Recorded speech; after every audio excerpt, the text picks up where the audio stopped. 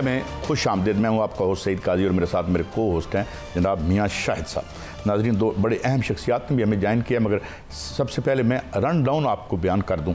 मोदी साहब जो है अब जंगी मशकें कर रहे हैं। रोज़ाना हम ये मौजू लेते हैं, हम तो इस मौजू पे बात नहीं करना चाहते, अमन नहीं चाहते, मगर सवाल ये है कि मोदी साहब के पास ऑप्शन क्या है, क्योंकि उनके इक़्तिदार का जो सूरज है वो गुरूब होता है। आवाम को उन्होंने जंग का झुंझुना पकड़ा रखा है कि जी उधर से वोटों के लिए, और ऊपर वो काम जो है वो अदानी उनके ही कर रहे हैं। मगर इससे हम कैसे बचें, इस पर बात करेंगे। साथ ही फ्रांसीसी कंपनी ने टेसिटली शायद मान लिया है तैयारों का गिरना। खुद उनके अंदर से आवाज़ें आ रही हैं, उनके जो सेनर जो हिस्सा है उनकी साफत का, वो खुद ये मान रहे हैं। इस पर थोड़ी सी बात करेंगे।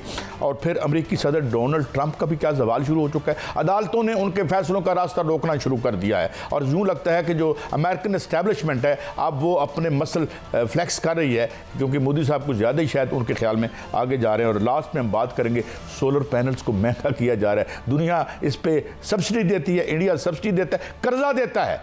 तो और हम जो है, क्योंकि हमने जो है उधर माल देना है IPPs को, और उनके कोई रोकने वाला नहीं है। मेरे साथ मौजूद है जनाब ब्रिगेडियर रिटायर्ड वासन साहब, और मेरे साथ मौजूद हैं जनाब डॉक्टर कमर चीमा साहब, माहिर हैं बैनुल-अक़वामी अमूर के। बहुत शुक्रिया दोनों हजरात का। पहले मैं आता हूँ ब्रिगेडियर साहब, ये एक बड़ा मखमसा है हमारे लिए, बिकॉज मोदी के पास कुछ और बेचने के लिए नहीं है, और हमें ये ख़तरा रहता है कि वो अपनी जो इलेक्ट्रल उसके जो उसको आ रही है फॉल, उससे बचने के लिए अब वो जंगी मशकें कर रहा है। How serious we should take it, जनाब ब्रिगेडियर साहब? बेसिकली मोदी इस वक्त एक गुंडा मवाली बन चुका है। सॉरी टू से, भारतीय मीडिया से हमने कोई लैंग्वेज सीखी है। अभी अभय शुक्ला की एक बुक आई है जो करण थापर के प्रोग्राम में डिस्कस हुई थी, holy cows, loose cannons and buffer zone Chronicle.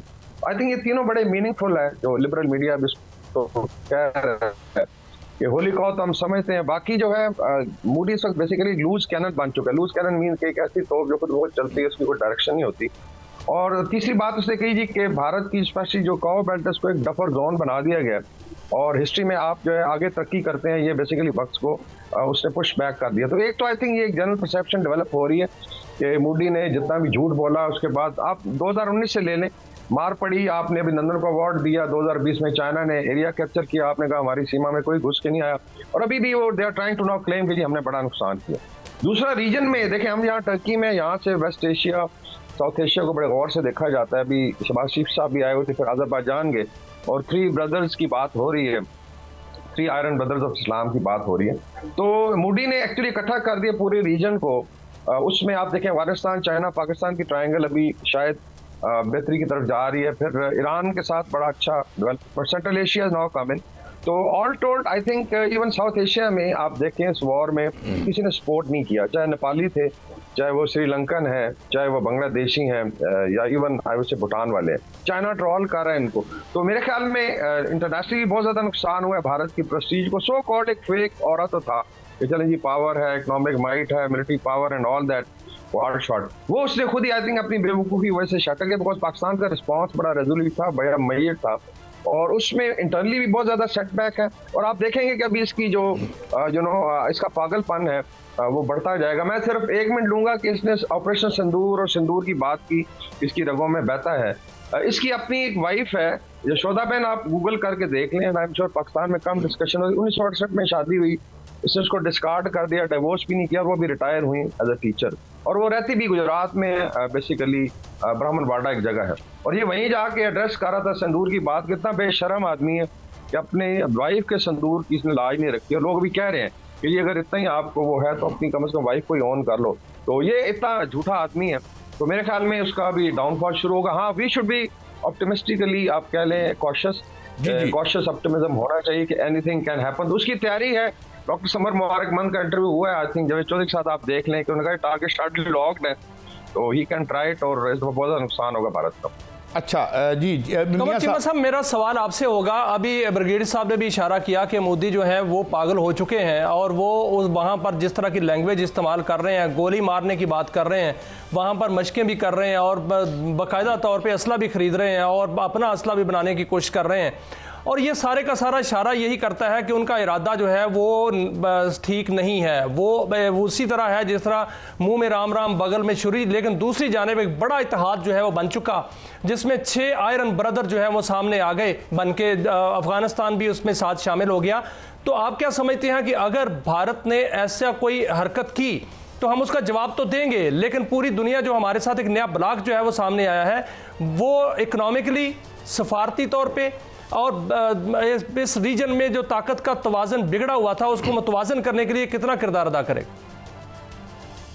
बहुत शुक्रिया। देखिए, पहली बात तो ये है कि दुनिया ने देखा है कि पाकिस्तान ने इंतहाई रिस्पॉन्सिबली अपने आप को पिच किया है जब भारत के साथ ये डिप्लोमेटिक वॉर अब शुरू है इस वक्त हमारी।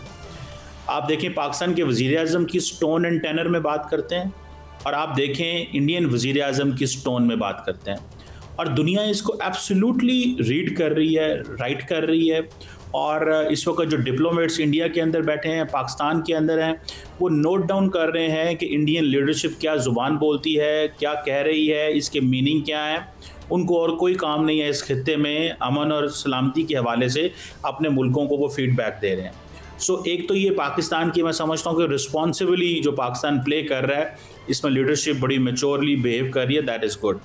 बाकी जो आप बात कर रहे हैं, मैं समझता हूँ कि ये एक इम्पॉर्टेंट चीज़ है। इंडिया के अंदर इस चीज़ की बड़ी पैनिक है कि 1.4 बिलियन की आबादी, हम कहते हैं $4 ट्रिलियन की GDP, लेकिन दुनिया का एक मुल्क भी हमारे साथ खड़ा नहीं है।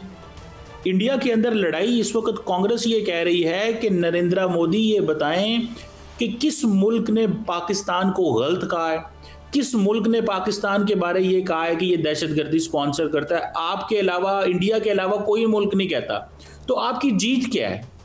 मार आपने खाई है, जहाज आपने अपने गिरवाए हैं। डिप्लोमेटिकली आपको किसी दुनिया में जो ब्लैंक चेक लेने चले थे कि अमेरिका और दुनिया में कहे कि पाकिस्तान पे हमला करो, किसी ने आपको हाँ तक नहीं की। दुनिया में कोई दूसरा मुल्क ऐसा नहीं है जो ये कह सके कि हाँ जी पाकिस्तान जो है वो दहशतगर्दी स्पॉन्सर करता है। ये इंडिया की एक स्टोरी है, वो खुद ही बोलते रहते हैं। और अब तो लड़ाई शुरू हो गई है। मैं आपको काजी साहब और सर बताऊं, बीजेपी कहती है हमने 3 हमले किए हैं, सर्जिकल स्ट्राइक की। कांग्रेस कहती है हमने 6 किए हैं। पार्लियामेंट के अंदर सवालों जवाब सेशन है। Pakistan is a domestic issue in India. So हमें बहुत केयरफुली देखना पड़ेगा, क्योंकि कांग्रेस और बीजेपी की अपनी बार लड़ाई शुरू हो गई है और हम दुनिया के सामने एक रिस्पॉन्सिबल प्लेयर के तौर पे सामने आए हैं। पाकिस्तान की ऑपोजिशन और गवर्नमेंट पोल्स अपार्ट हैं, बहुत सख्त किस्म का मुकाबला है। लेकिन आप देखें किस तरह अच्छे अंदाज से पीटीआई ने और बाकी हुकूमती जमातों ने अच्छे अंदाज से बिहेव किया, अप्रिशिएट करना चाहिए। और अब देखें ये जो बात कर रहे थे कि कुछ मुल्क हम सारे मिल गए हैं, पाकिस्तान, तुर्की, अज़रबैजान, मैं समझता हूँ कि ये पाकिस्तान की जीत इस सेंस में है कि हमें एक रिस्पॉन्सिबल रियासत समझा जाता है। हमने दुनिया को साबित किया कि न्यूक्लियर वेपन्स हों, उनकी सेफ्टी सिक्योरिटी हो, हम हमेशा रिस्पॉन्सिबली बिहेव करते हैं। इंडिया की मार्केट्स में आपको पता है यूरेनियम बिकता है, लेकिन आईईए वहाँ पे एक्शन नहीं लेता, क्योंकि बड़ी ताकतों ने इंडिया के साथ सिविल न्यूक्लियर डील के मुआहदे किए हुए हैं। सो मैं समझता हूँ कि हर लिहाज से दुनिया पाकिस्तान को अप्रिशिएट कर रही है। ये नहीं कि हम पाकिस्तानी हैं। ये जो आप अभी बता रहे थे, ये जो फिनिक्स टीवी है चाइना का, उसने फ्रेंच लोगों मिलिट्री स्पोक्स पर्सन से पूछा है, तो उसने कहा कि अगर 20 सालों में ये पहली दफ़ा होगा कि कहीं राफेल गिरे हैं। तो मैं समझता हूँ कि पाकिस्तान की जीत हो चुकी है। दुनिया ने हमें मिलिटरीली देखा कि किस तरह हमने बिहेव किया, डिप्लोमेटिकली, पॉलिटिकली और एज ए सोसाइटी हमने, और एज ए मीडिया भी हमारा बड़ा अच्छे तरीके से सामने आया। सो मेरा ख्याल है एब्सोल्युटली अच्छे ख्याल में आपने बड़ा अच्छा, चीमा साहब आपने बड़ा सही कहा, और जाहिर हमें ऐसे ही करना चाहिए था। हम अर्नाब गोस्वामी की तरह वो एक ड्रामा नहीं कर सकते, वेरी इनडिसेंट। लेकिन वकार हसन साहब बड़ा अच्छी तरह से जिस तरह इन्होंने कहा, मगर एक और बात भी है, इस पर भी ज़रा थोड़ी रोशनी डालिएगा कि चाइनीज़ आम तौर पर थिंक टैंक्स हों या डिप्लोमेट्स हों, बड़े टाइट लिप्ड रहते हैं, काम की बात करते हैं। मगर आजकल हम देख रहे हैं कि उनके बड़े इंपॉर्टेंट लोग उनके चैनल्स पर जाकर ये उन्हें बता रहे हैं कि any adventure against Pakistan would not be tolerated. तो ये जो चाइना की पॉलिसी, पहले भी वो हमारा दोस्त था, मगर जो अब इतना एग्रेसिवली आया है, तो इसकी क्या वजह हो सकती है, उसकी क्या सिग्निफिकेंस है? वकार हसन साहब। आई थिंक इसमें एक तो कन्वर्जेंस ऑफ इंटरेस्ट है चाइना पाकिस्तान का, उसमें सीपेक ये बहुत बड़ा फैक्टर है। और अगर आप देखें भारत की जो टारगेटिंग थी पाकिस्तान में, या जिस तरीके से भी उन्होंने किया, it was basically to create uncertainty कि यहाँ इन्वेस्टमेंट नहीं आ सकती। फिर दहशतगर्दी का भी आप देखें टारगेटिंग चाइनीज को बड़ा क्लियर है कि जो BLA कर रही है स्पेशली इस पे, इवन मेरा एक इंटरव्यू किया उनके चाइना दिल्ली ने, पीपल्स दिल्ली ने, और उसमें सारी बातचीत हुई। They were very keen to know कि जी ये क्या है BLA and all that, who is sponsoring. तो उनको बड़ा क्लियर है कि बेसिकली जो चाइनीज इकोनॉमिक इंटरेस्ट है अदर देन जो स्ट्रेटेजिक आई थिंक अंडरस्टैंडिंग है। दूसरा आई थिंक जो भारत में एक और चीज डिस्कस हो रही है कि जब आपने 370 एब्रोगेट किया और 35A, तो आपने कश्मीर का स्टेटस बदलने की कोशिश की ऑल द पेपर्स पे, लेकिन उसके अंदर फिर चाइना डायरेक्टली इन्वॉल्व हुआ। कमर चीमा साहब, मेरा सवाल आपसे है कि अफगानिस्तान की हुकूमत ने बाकायदा तौर पर फितरतुल ख्वारिज को वहाँ से मना कर दिया है कि पाकिस्तान के अंदर कोई दहशतगर्दी ना हो, और इससे तो लगता यही है कि भारत की जैसे कमर टूट गई, क्योंकि भारत ने वहाँ बड़ी इन्वेस्टमेंट कर रखी थी और राह की बड़ी इन्वेस्टमेंट थी वहाँ पे। वहाँ में फितनतुल हिंदुस्तान भी है, उसको भी जो है वो लगाम पड़ने वाली है। तो इसका मतलब है कि अफगानिस्तान से भी भारत को जिल्लत अमेज शिकस्त का सामना करना पड़ चुका है। देखिए, अब with every passing day India बहुत बुरी तरह अफगानिस्तान में जो एक्सपोज हो रहा है वो इस तरह कि इंडिया उनको कह रहा था कि आप चाबहार पोर्ट में जाएं और पाकिस्तान और कराची पोर्ट को छोड़ें, हम आपको मदद देते हैं और ये सारा कुछ करें, हमें कोई मसला नहीं है, लेकिन as long as Afghan Taliban चाहें तो। लेकिन सवाल यहाँ पे ये भी है कि अफगान तालिबान को इस चीज़ का समझ आ गई है कि इस वक्त इंडिया के साथ दुनिया में कोई नहीं खड़ा हुआ। ये अब अफगानिस्तान के अंदर भी आपको शिफ्ट नजर आएगी कि इंडिया की जो ग्लोबल स्टैंडिंग है वो कितनी कमजोर है। पहले ये लग रहा था कि अमेरिका इनके साथ खड़ा है, अब वो समझते हैं कि नहीं, अमेरिका तो पाकिस्तान के साथ खड़ा है। और डोनाल्ड ट्रंप ने, और ये आप देख रहे हैं बिहेवियर अफगान तालिबान का चेंज होते हुए कि पाकिस्तान एक रिस्पॉन्सिबल तरीके से, और अभी ये जो चाइना फैक्टर ऐड हुआ है, Pakistan Afghanistan China, Pakistan Afghanistan Iran, Pakistan Afghanistan central Asia, ये जो कुछ हमने नई डेवलपमेंट्स की हैं, इंस्टीट्यूशनल मॉडल बनाए हैं हमने खित्ते के ममालिक को साथ मिला के अफगानिस्तान को रिस्पॉन्सिबली बिहेव करने का कह रहे हैं। फिलहाल अफगान तालिबान इसको स्टडी करेंगे। और मैं आपको एक और बात बताऊं, जो अहम बात अभी हुई है, अभी डेवलप हो रही है स्टोरी, कि 3 इंडियन लोग जो हैं वो ईरान के अंदर 2-3 दिन पहले सुनने में आया है कि वो गायब हुए, और वो इनकी डीप स्टेट के कई लोग थे, और ईरानी इंटेलिजेंस ने उनको गिरफ्तार किया है। और इंडिया अब हाथ पांव मार रहा है कि मैं खित्ते के अंदर दोबारा बदअमनी कैसे फैलाऊं, जिस पे मेरा ख्याल है कि ईरानी भी नोटिस ले रहे हैं, अफगान तालिबान ने भी नोटिस लिया है कि India as a spoiler Afghanistan और ईरान को इस्तेमाल करना चाहता है। तो इंडिया का रोल एज ए स्पॉइलर है, और उसकी वजह यह है कि वो कहता है कि कैसे ये जो काइनेटिकली हमारी बेइज्जती हुई है दुनिया के सामने, तो मजीद हम प्रॉक्सीज के जरिए पाकिस्तान को कैसे इंगेज करें। मेरा ख्याल है कि चीमा साहब, पूरे खित्ते ने इंडियन दहशतगर्दी की नाकाबंदी कर दी है। जी, बड़ा अच्छा जुमला आपने बोला, नाकाबंदी। मैं समझता हूं कि ये साहब एक और बात है मियां साहब, विद ड्यू अपॉलॉजी, मैं ज़रा वकार साहब आपके से पूछना चाहता हूँ, थोड़ा और एंगल पे जाते हैं। अब ये एक तो ये एंगल है जो बाद में हम डिस्कस भी करेंगे कि इंडिया के अंदर इतनी स्टेबिलिटी बढ़ रही है कि लोग डर रहे हैं, और हम भी डर रहे हैं कि कहीं एक तरफ अफगानिस्तान और ये डिस्टेबलाइज हो गया तो क्या होगा। मगर मैं अमेरिका की तरफ लेके जाना चाहता हूँ, उधर क्या देख रहे हैं वकार हसन साहब? वहाँ पर तो अदालतें सामने आन खड़ी हुई हैं, और वहाँ पर जी डीप स्टेट और प्रेजिडेंट के ऑफिस में अब सीधी लड़ाई नज़र आ रही है आपको वकार हसन साहब, और इसकी क्या फॉल आउट हो सकती है?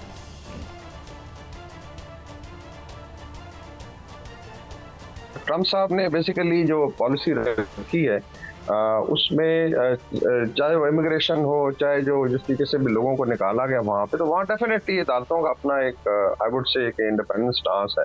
तो एक तो ये फैक्टर है कि अदालतों में डिवीजन भी है, मतलब दे आर नोन एज ये रिपब्लिकन जज है और ये डेमोक्रेट जज है, वहाँ पे लड़ाई हो रही है। बाकी जो एस्टेब्लिशमेंट थोड़ा पुश बैक जरूर करेगी, बिकॉज ट्रम्प की कुछ पॉलिसियां, चाहे रशिया का भी आप देख लें, the way he was trying, हफ्ते में ही शायद ये लड़ाई खत्म हो जाएगी, और अभी इंटेंसिटी आ गई है उसमें। I think gradually now establishment is pushing Trump कि आप इसको रिव्यू करें, और यूरोप भी अभी I think long range weapons की बात तक कर रहा है। तो मेरे ख्याल में एक पुश बैक है, एस्टेब्लिशमेंट डेफिनेटली अपना कार्ड प्ले करेगी। लेकिन इसमें एक इंटरेस्टिंग चीज ऐड कर दूं कि जो ट्रम्प ने बात की भारत को और सीज फायर की, उसके अंदर भी अदालत में गया है मामला, और आई डोंट नो ये कौन लेके गया, लेकिन वेरी इंटरेस्टिंग कि वहां पे उन्होंने फिर एफिडेविट जमा कराना पड़ा। ये भारत में बहुत डिस्कस हो रहा है कि yes we used trade as a leverage. और अभी मूडी जो है और ट्रम्प के दरमियान भी आप कह रहे हैं कोल्ड वॉर सी नजर आ रही है, बल्कि ट्रम्प लिटरली उसको ट्रॉल कर रहे हैं। ये बड़े interesting I think I would say internal और एक्सटर्नल डायनामिक्स। एक और एंगल वकार हसन साहब आपने बड़ी अच्छा इस पे रोशनी डाली, मगर चीमा साहब एक बेस चाइना सुना है बांग्लादेश में भी बना रहा है, और इस हवाले से आपके पास क्या खबरें हैं? क्या उसको भी यानी एनसर्कल कर रहा है एक एतबार से चाइना इंडिया को? देखिए, वो एक सिलिगुड़ी कॉरिडोर है जो कि बड़ी छोटी सी 20-22 किलोमीटर मील की एक लेंथ है, जो इंडिया की जितनी भी नॉर्थ ईस्ट 6-7 स्टेट्स हैं उनको लिंक करता है मेन स्ट्रीम। उसे अक्सर चिकन नेक कहा जाता है। तो वो इंडिया बांग्लादेश की उस इलाके के अंदर कोई कहा जा रहा है कि बेस बना रहा है, पुरानी बेस है ब्रिटिश एरा की। बेसिकली इंडियंस जान के इन इश्यूज़ को हाईलाइट करते हैं, हो ना भी, लेकिन वो खुद ही सोचते रहते हैं तख़य्युलात में, ताकि लोगों को सस्पेंस डाला जाए। उनका मीडिया बहुत बड़ा है, उनको खबरें निकालनी पड़ती हैं, वो खबरें क्राफ्ट करते हैं, बनाते हैं। मुझे ऐसा लगता है कि ये आपको मैं जल्दी से बताता चलूँ कि बांग्लादेश और पाकिस्तान, काजी साहब, बड़ी तेज़ी से इंडिया के लिए एक डोमेस्टिक इशू है। ये फॉरेन पॉलिसी इशू नहीं है, और चाइना को भी वो डोमेस्टिक इशू बनाना चाहते हैं। बिकॉज इन्होंने, नरेंद्र मोदी ने एक बहुत बड़ी गलती की है कि इन्होंने अपनी फॉरेन पॉलिसी को एज ए डोमेस्टिक जीत के तौर पे पेश करना शुरू किया है, जिसकी वजह से अब इनको हर चीज़ जो है वो दुनिया में ये इनको सामने लानी पड़ती है और बार बार बातें करनी पड़ती हैं। सो कभी चाइना का जिक्र करेंगे, बांग्लादेश का, पाकिस्तान का, इंडियन मुसलमानों का। तो ये कुछ 5-7 इनके पास कॉमन पॉइंट होते हैं रूलिंग पार्टी के पास। और इस वक्त आपको पता है क्या है, इस वक्त as I am talking with you, BJP और कांग्रेस की आपस में लड़ाई हो रही है। कांग्रेस कह रही है कि हमने पाकिस्तान में 6 दफ़ा हमला किया, बीजेपी कह रही है हमने 3 दफ़ा हमला किया, और दोनों एक दूसरे को अपनी कांग्रेस के अंदर जाके, पार्लियामेंट के अंदर जाके एक दूसरे को कह रहे हैं कि तुम अपने दौर का रिकॉर्ड दो, वो कह रहा है तुम अपने दौर का रिकॉर्ड दो। जब मैं आपसे बात कर रहा हूं कि इंडिया के अंदर एक डोमेस्टिक इशू बना लिया। मैं ये कहूँगा कि हमारी भी बड़ी कमियां हैं, हमें भी उनको ठीक करना चाहिए, मगर इंडिया तो एक लाफिंग स्टॉक ही बन गया है जिस तरह की। बहुत शुक्रिया जनाब डॉक्टर कमर चीमा साहब, बहुत शुक्रिया ब्रिगेडियर रिटायर्ड वकार हसन साहब। नाज़रीन, एक ब्रेक की तरफ बढ़ते हैं और वापस आएंगे और मजीद इशू पे बात करेंगे और ये बताएंगे कि कैसे मान लिया है फ्रेंच कंपनी ने ऑलमोस्ट कि उनके तैयारे गिरे हैं, और बाद में हम ये भी देखेंगे कि जो इंडिया की इंस्टेबिलिटी है वो किस समत में उसे लेके जा रही है। और आखिर में हम बात करेंगे उस मैशत की जो हमारी ऑकली झील है, वो हम ठीक कर लें तो मेरे ख्याल में सब कुछ ठीक हो जाएगा। मगर ये जो वो उस at the helm of affairs ये कर सकते हैं या नहीं, बिग सवालिया निशान। ब्रेक के बाद हाजिर होते हैं।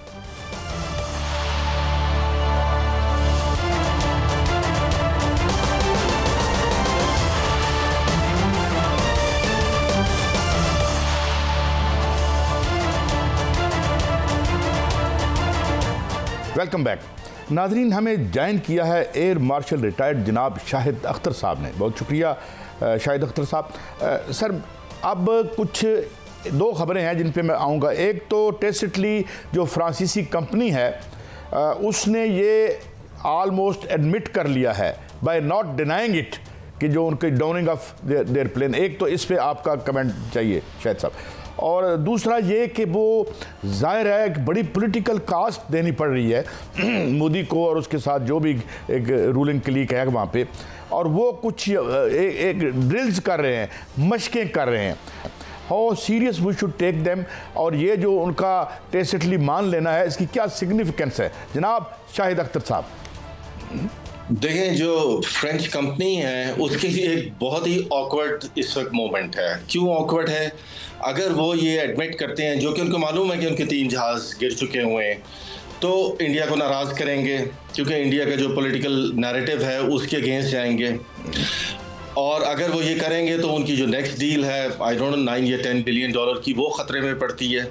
अगर वो ये नहीं करते हैं तो इंडिया से आवाज़ें उठनी शुरू होंगी, क्योंकि वहाँ तो हकीकत वाज़ेह हो चुकी है कि जहाज़ गिरा है। अपोजिशन और सारे लोग कहेंगे कि जनाब हम क्यों ये वाला जहाज़ लें जो कि शूट हो जाता है, which has not proven it's worth in combat. तो वो कंपनी जो है वो काफ़ी ज़्यादा एक मसले में पड़ी हुई है, बट सूनर और लेटर उनको ये सारी चीज़ें एडमिट करनी पड़ेंगी। देखें, जब बालाकोट में इंडिया ने क्लेम किया था कि अभी नानानंद ने एक पाकिस्तानी F-16 शूट किया है, तो अल्टीमेटली वो जो F-16 की कंपनी है उसने डिनाई किया था, क्योंकि उनके पास रिकॉर्ड होता है, तो उससे इंडिया का वो दावा जो था it fail flat.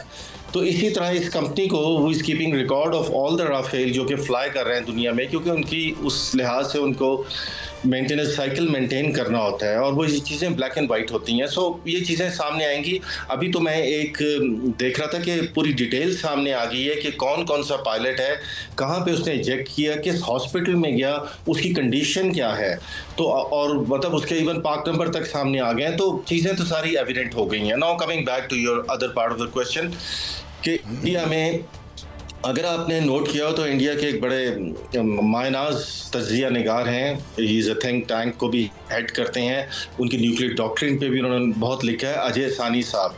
He is a very well reputed, बड़े वेल रेड आदमी हैं। उनका अगर आपने वायर में इंटरव्यू देखा हो तो उन्होंने कहा कि जी ऐसा मुल्क जिसका वज़ीर आज़म मोदी की तरफ इशारा करके बार बार जंग की बात करता हो, तो इस मुल्क में तो कोई इन्वेस्टमेंट नहीं आएगी और इन्वेस्टर वेरी सून वो they will start to leave India. उन्होंने कहा कि हम अब फंस चुके हुए हैं इस दलदल के अंदर जिससे निकलना हमारे लिए बहुत ही मुश्किल हो गया है। और मैं एक और उनके बड़े इसी तरह एंकर हैं, उनका इंटरव्यू देख रहा था, तो उन्होंने कहा कि ये जो पूरी बेल्ट है हिमालय से स्टार्ट करके ऑल द वे डाउन तक, उन्होंने कहा ये डफर बेल्ट है इंडिया की। फिर उन्होंने कहा कि ये डफर बेल्ट जो है इसमें बहुत एजुकेटेड लोग भी शामिल हैं, इसमें हर तरह के लोग शामिल हैं जो आरएसएस की डॉक्ट्रिन को फॉलो कर रहे हैं। तो उन्होंने उन सबको एक डफर करार दे दिया है, क्योंकि बकौल उनके ये आइडियोलॉजी जो है इसका कोई सिर पैर नहीं है और ये इंडिया को बहुत जल्दी उसके डाउनफॉल की तरफ ले जाएगा। एयर मार्शल साहब, इसमें सच जो है वो तो सामने आएगा, सच्चाई को तो नहीं झुठलाया जा सकता। ये तो मानना पड़ेगा फ्रांसीसी कंपनी को या भारत को कि उनके तैयारे जो हैं वो राफेल गिरे हैं, और फ्रांसीसी कंपनी ने यह भी कहा है कि इस जंग से हम बहुत कुछ सीखा है हमने। और दूसरी जानिब ये नज़र आ रहा है कि जो राफेल तैयारों की नाकामी के बाद इंडोनेशिया ने भी जो है वो नज़रसानी कर दी है, जो कि उन्होंने लेना था वो नज़रसानी कर रहे हैं कि उनसे राफेल तैयारे लिए जाएं या नहीं। तो उसके बाद JF थंडर और J10 जो है वो मरकज़ निगाह बने हुए हैं। आप मुस्तकबिल क्या देख रहे हैं पाकिस्तानी दिफाई इंडस्ट्री का? देखिए, मुस्तकबिल में मैं ये देख रहा हूँ कि हमारी चाइना के साथ जो कॉपरेशन है वो और ज़्यादा बढ़ जाएगी। और ये याद रखें कि ये वन साइडेड नहीं है। जैसे आप व्यूज़ सुनते हैं कि पाकिस्तान के अंदर 80% चाइनीज़ इक्विपमेंट है और चाइनीज़ जो है वो हर चीज़ में करते हैं। No, it's a both ways. हम भी उनकी बहुत एरियाज़ हैं जिसमें उनकी टेक्नोलॉजी एनहांसमेंट के लिए हमने भी उनकी मदद की हुई है। हमारे भी इंजीनियर साइंटिस्ट वहाँ बैठ के जॉइंट डेवलपमेंट प्रोग्राम्स करते हैं और वो इस चीज़ की बड़ी कदर करते हैं, क्योंकि हमारे पास बहुत ज़्यादा अच्छा एक्सपीरियंस था of dealing with a very high tech technology जब चाइना इन चीज़ों का स्टार्ट ले रहा था। तो पहले तो ये चीज़ क्लियर होनी चाहिए कि ये ट्रैफिक जो है ये 2 वे है, इट्स नॉट ओनली 1 वे। सो इसमें ऑब्वियसली इजाफा होगा, इसलिए कि चाइना की जो प्रोग्रेस है मिलिट्री फील्ड में वो एक हैरानकुन हद तक है। इस हद तक वो स्टीप उनका राइज हुआ है, क्योंकि मैंने तो ये इन चीज़ों के साथ डील किया ना, so I can vouch for that कि जो कभी भी मगरब में इस तरह स्टीप राइज नहीं हुआ था किसी भी चीज़ की डेवलपमेंट का जिस तरह चाइना में हुआ है, और यही चीज़ मगरब को बहुत ज़्यादा परेशान भी कर रही है। सो इन फ्यूचर हमारी ऑब्वियसली उनके साथ जो है टेक्निकल कोऑपरेशन वो बढ़ेगी। शायद अख्तर साहब, एक बात मैं ज़रूर पॉइंट आउट करना चाहता हूँ जो कि मैं समझता हूँ कि इसकी दोनों साइड्स हैं। मसलन हमने ये जो तजर्बा किया, हमने पहली दफ़ा हमारी एयर फोर्स ने टेक्नोलॉजी ली, जहाज़ नहीं लिए, खुद उनकी भी हेल्प की, खुद को भी डेवलप किया। जहां हमारा पूरा फेलियर रहा हमारी व्हीकल इंडस्ट्री में, हमारे सिविलियन, तो आई थिंक कि जहां हमने ये जो टेक्नोलॉजी की हमारी तरफ से एनहेंसमेंट और जो हमने ली, I think that was the focal and basically the point जहां पे हम इस सक्सेस को पा सके। शाहिद अख्तर साहब जी, मैं आपको एक और चीज़ बताऊं कि अक्सर लोग, चूंकि ये वाक़या भी लोगों के सामने हुआ है जिसमें उन्होंने देखा है कि कितना अच्छा इंटीग्रेटेड सेटअप था और उसने कैसे ये हमने वॉर को में अप्लाई किया, लेकिन बहुत सारे कंट्रीज़ जिनके साथ हम पिछले 15-20 साल से कोऑपरेट कर रहे हैं, हम बहुत सारे कंट्रीज़ को ये इंटीग्रेशन मॉडल्स प्रोवाइड भी कर रहे हैं, specially to the Gulf countries. तो वो बहुत सारे जो कंट्रीज़ हैं वो जानते भी हैं पाकिस्तान जो है वो इंटीग्रेशन और सेल्फ रिलायंस में किस हद तक आगे जा चुका हुआ है। सो दैट इज वेयर हमारी पहले से ही इसमें एक एज थी। ये एकदम नहीं हुआ। कोई भी चीज़ जो है, याद रखें कि इस मास लेवल पे जिसमें इतना कॉम्प्लेक्स फिनोमेना हो, वॉर फाइटिंग का, 120 जहाज एक दूसरे के सामने आमने सामने हो, वो उसमें चीज़ें जस्ट कोई एकदम नहीं हो जाती कि जी ये सब कुछ था। इसके पीछे डेकेड्स की मेहनत है। अल्हम्दुलिल्लाह एयरफोर्स जो है वो इन लाइन्स पे बहुत अरसे से काम कर रही थी, और जो करंट चीफ हैं वो तो खैर उसको एक इंतहा पे ले गए थे। इनके ज़माने में तो इसमें बहुत तेज़ी से प्रोग्रेस हुई, बट उससे पहले भी हमेशा इस चीज़ का एहसास रहा था कि हमने खुद ही अपने खुद इंहिसारी की वजह से ही हम आगे जाएंगे। अच्छा, क्योंकि जाहिर है इकोनॉमिकली हमारे पास वो लगी तमत्तो कर सकें, आप ज़्यादा इस्तिफादा कर सकें। अब मिलिट्री पॉलिटिकल ज़ाहिर है दोनों हम अलग नहीं कर सकते। हमारे दहलीज पार की इजराइल के ड्रोन्स ने, और रिसेंटली जो हमारा दौरा हुआ प्राइम मिनिस्टर साहब का भी और आर्मी चीफ साहब का भी कि ईरान का, अब तो हम एक ऐसे इत्तेहाद में बन चुके हैं और हम ये देख चुके हैं कि वो बहरहाल हमारे ऊपर जारियत इजराइल ने भी की है। In case of any adventure जो कि एनविसिज कर रहा है अपनी पर्सनल सर्वाइवल के लिए, ये भी बड़ा मसला है। सर्वाइवल नेतन्याहू की भी जंग में है और इसकी भी, वरना दोनों का डाउनफॉल हो जाए।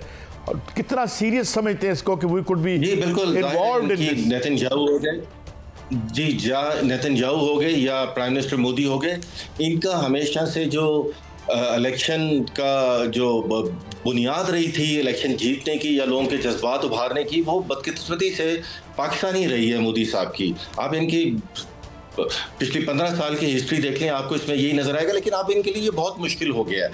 याद रखें कि उनकी दावे या उनकी जो इन्फ्लेमेटरी स्पीचेस वो कर रहे हैं वो एक तरफ, लेकिन अगर हम रियलिस्टिकली देखें तो इंडिया बिल्कुल इस पोजीशन में नहीं है, और ना उनकी आर्म्ड फोर्सेस इस पोजीशन में। और मेरे ख्याल में उनकी आर्म्ड फोर्सेस इस बार मोदी साहब का इस किस्म का कोई अगर प्लान हुआ उसको ज़रूर रेजिस्ट करेंगी, बिकॉज इसके अंदर वो सिर्फ तबाही देखेंगी। देखें, इंडिया एक बड़ी ऑकवर्ड सिचुएशन में आ गया दुनिया में। उसके अंदर से डिसेंटिंग वॉइसेस बहुत ज़्यादा निकलना शुरू हो गई हैं। पंजाब, तमिलनाडु ये वैसे ही उनसे शिकायत कर रहे हैं। एग्रीगेरियन इकॉनमी उनकी नीचे जा रही है। 44.4% उनका इस वक्त अनएम्प्लॉयमेंट यूथ की हो गई है। उन्होंने जो स्वदेशी मूवमेंट स्टार्ट की थी सेल्फ रिलायंस की, वो भी नॉक डाउन हो गई है, क्योंकि उनकी जो इंडस्ट्रियल प्रोग्रेस है वो डिक्लाइन कर गई है। सो जो इंडिया एक पिक्चर दिखाता है और जो उसके अंदर के हालात हैं वो बहुत डिफरेंट हैं। 60 करोड़ लोग जो हैं वो ग़िज़ाई किल्लत का शिकार हैं, और 1% ऑफ इंडिया होल्ड। ये बड़ा ही तशवीशनाक सूरत हाल है जो आप बता रहे हैं। इसमें कोई शक नहीं कि भारत के अंदर जो है वो गैर इस्तेहकाम है, और साथ साथ भारत जो है वो गैर संजीदा भी है।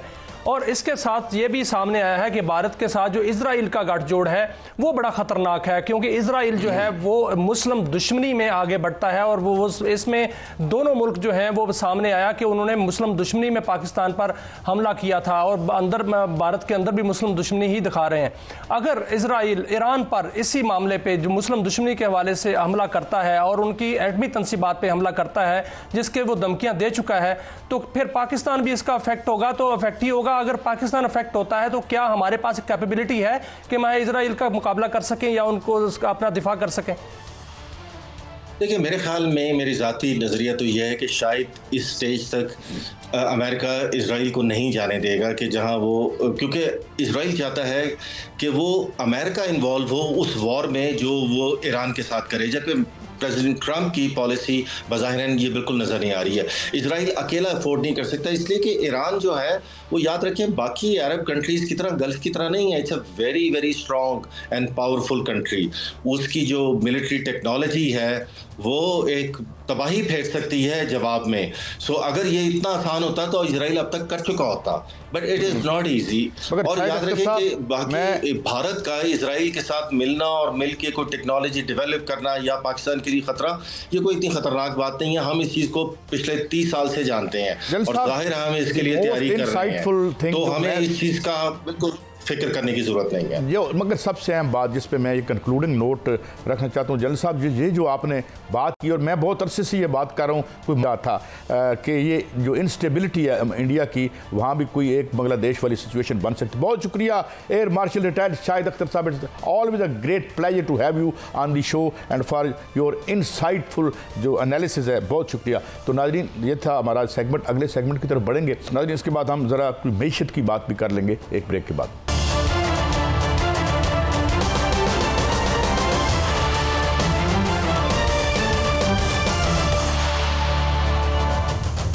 वेलकम बैक नाज़रीन। एक तो बजट की आमद है और लोग जो हैं वो प्रॉपर्टी वाले भी परेशान हैं, देख रहे हैं क्या होने जा रहा है क्या नहीं हो रहा है, क्योंकि जो पॉलिसीज़ हैं प्रॉपर्टी भी जो है वो डाउन है। इसके साथ साथ सोलर पैनल्स के हवाले से ये कहा जा रहा है कि उस पर जो टैक्सों की छूट थी वो ख़त्म कर दी जाएगी, तो इससे सोलर पैनल भी महंगे हो जाएंगे।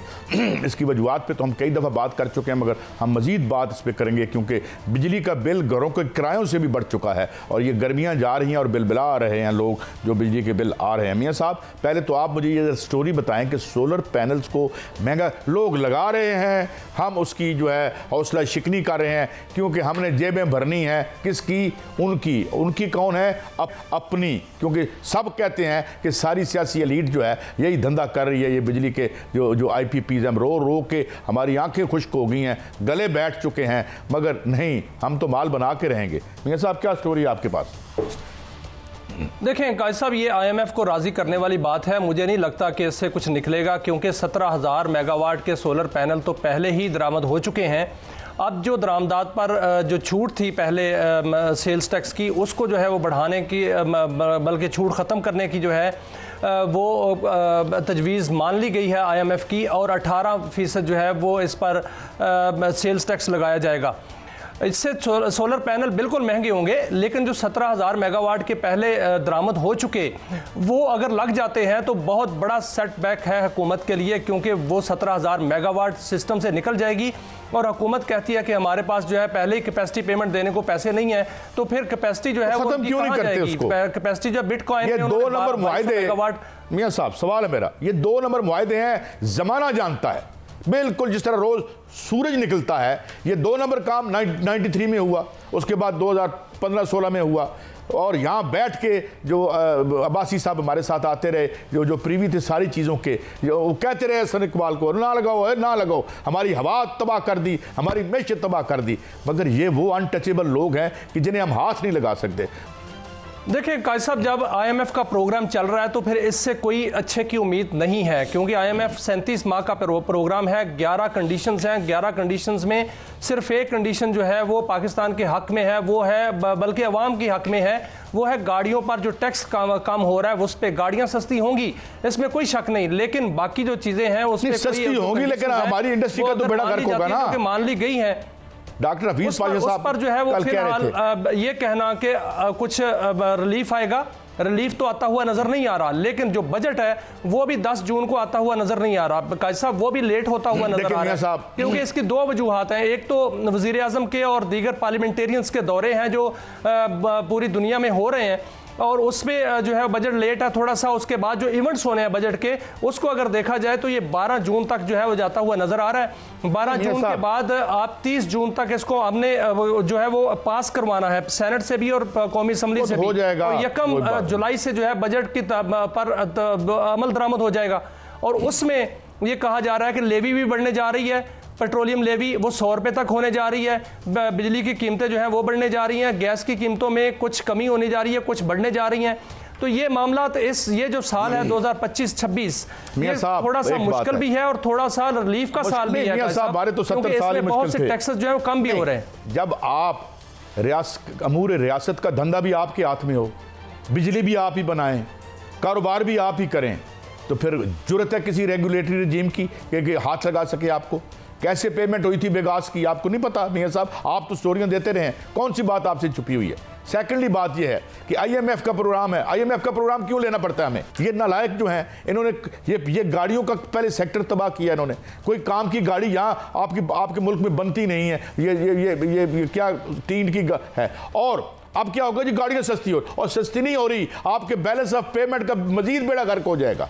आपके डॉलर फिर बाहर जाएंगे क्योंकि आप मकामी तौर पर नहीं बना रहे। और पहले हम साहब ये डॉलर की आपने बात की है, इसमें खुशखबरी है, एक जरूर खुशखबरी है और अच्छी खबर यह है कि डॉलर की कीमत कम होने जा रही है, क्योंकि इंटरनेशनल लेवल पर जो है वो डॉलर जो है वो बिल्कुल डाउनफॉल उसका शुरू हो चुका है, क्योंकि जो चीन है वो भी डॉलर में तजारत नहीं करना चाहता। चीन ने पाकिस्तान को 3.7 अरब डॉलर के बराबर चीनी करेंसी में जो है कर्ज देने का जो है वो प्रोग्राम बनाया है, और साथ साथ जो यूरोपीय यूनियन है पूरा यूरोप वो डॉलर करेंसी से निकलने जा रहा है। जब डॉलर करेंसी से पूरा यूरोप निकल जाएगा, कनाडा जो है वो भी डॉलर को नहीं मान रहा। दीगर ममालिक जो है जिसमें चीन है, डॉलर रूस के साथ भी अमेरिका की ठने जा रही है, तो वहां डॉलर जो है वो बिल्कुल निचली सतह पे आ जाएगा। डॉलर की कीमत कम होने जा रही है जिसका इफेक्ट पाकिस्तान में भी आएगा। तो हम देख लेंगे जो सम्राट है, मैं सम्राट कहता हूं इसको, वो पाकिस्तान पर जो है जरूर क्यों खरीदे हैं स्टेट बैंक ने 600 अरब के डॉलर खरीद के, तो उसकी कीमत को स्टेबल कर दिया ना हमने, और फिर साथ 10.3 ट्रिलियन रुपीस प्रिंट किए। हालत यह है, और वो भी बजट से चंद माह पहले। तो बात यह है कि आई डोंट थिंक दिस मेशियत इज इन दी। बिल्कुल काजी साहब, ये जो स्टेट बैंक ने काम किया है ना, 5 अरब डॉलर जो है वो खरीदा है, 5 अरब डॉलर खरीदे हैं, ये गलत किया है। अगर ना खरीदता तो आप देखते कि डॉलर जो है वो पॉलिसी मेकर डॉलर को नीचे नहीं आने देना चाहते का एक डॉलर होता नहीं, फिर पॉलिसी मेकर डॉलर को नीचे नहीं आने देना चाहते ना, जो खरीद रहे हैं। क्या वजह है? या उसकी कोई, कल हम किसी मेशदान को बुला लेंगे कि इसमें कौन से जो हैं वो पिन्हा हैं फ़वाइद जिसके लिए ये सब कुछ किया गया। तो मियां साहब, आई थिंक जहाँ हमें हमारी फ़िज़ाइया ने और हमारे जवानों ने मेड अस प्राउड, और हमें जिस महाज पे अगर शिकस्त हो रही है तो वो ये कि ये तर्ज, ये जो कारोबार रियासत है, जो मीशत है, I don't think it is in, I am sorry to say that. लेकिन सर एक खुशखबरी और है कि 5 से 8% पर जो है वो इंटरेस्ट रेट होने जा रहा है। आपको पता होगा 23% ये बैंकों के लिए खुशखबरी है। होता 5 से 8% पे जो है वो 5% पर जो है वो होने जा रहा है इंटरेस्ट रेट। अगर ये आ जाता है तो महंगाई की शरह जो पहले ज्यादा थी वो भी कम हो जाएगी, और लोग जो है वो इन्हिसार करना शुरू कर देंगे, सरमायाकारी पर सरमायाकारी होना शुरू हो जाएगी। देखिए मियां साहब, जो क्लोजिंग करनी है तो क्लोजिंग करनी है, और मईशत मजबूत होती है। मुझे माफी चाहता हूं, मुझे क्लोजिंग करनी है। हम ये कहते हैं ये नीचे कर रहे हैं हम इंटरेस्ट रेट, इससे जो है वो हमारी रुपया नीचे कर गए, एक्सपोर्ट बढ़ जाएगी, ऊपर ही माल जा रहा है। बहरहाल चलें, ये दिल के फफोले थे जो जल उठे सीने के दाग से ये था हफ्ते का आखिरी प्रोग्राम। इंशाल्लाह अगले हफ्ते फिर मिलेंगे। इजाज़त दीजिए, अल्लाह हाफिज़।